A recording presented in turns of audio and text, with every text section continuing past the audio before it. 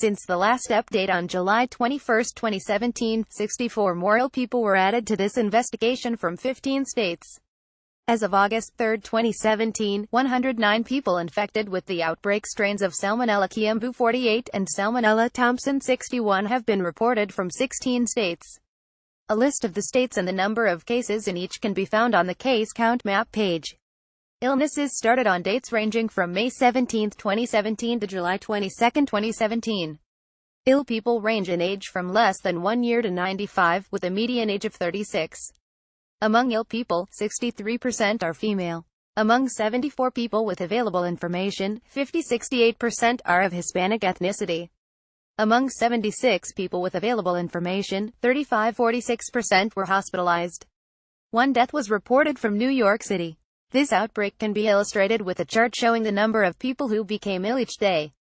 This chart is called an epidemic curve or EPI curve.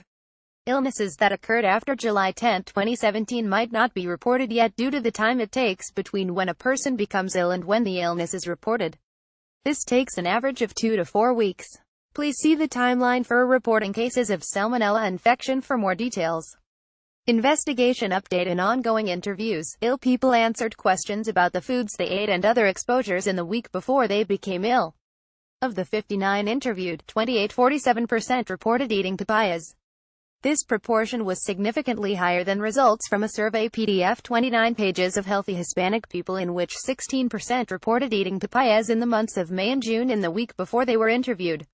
Investigators used whole genome sequencing (WGS) to learn more about the DNA fingerprint of the strains of salmonella isolated from maradol papayas that Maryland health officials collected from a grocery store in that state. Samples from these papayas yielded outbreak strains of Salmonella Kiambu and Salmonella Thompson. Both samples were from Carabina brand maradol papayas imported from Mexico.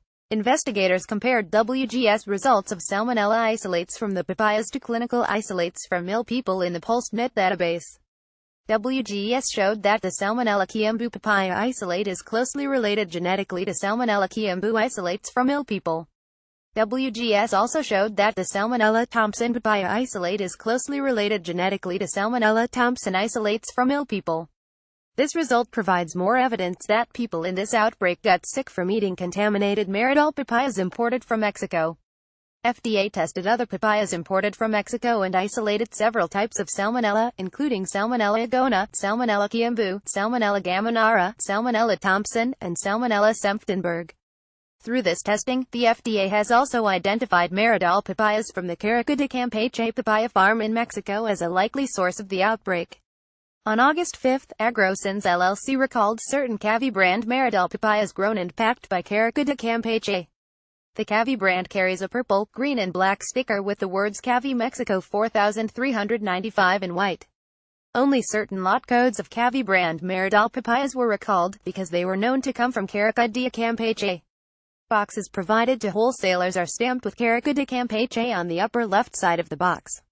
Other Cavi papayas, sourced from other farms, were not recalled.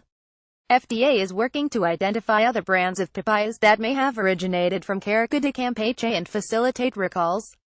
More information is available on FDA's website. CDC and state and local public health partners are continuing laboratory surveillance through PulseNet to identify additional ill people and to interview them. Further investigation by FDA and regulatory officials is underway to determine the point in the supply chain where the papayas were contaminated. Updates will be provided when more information is available.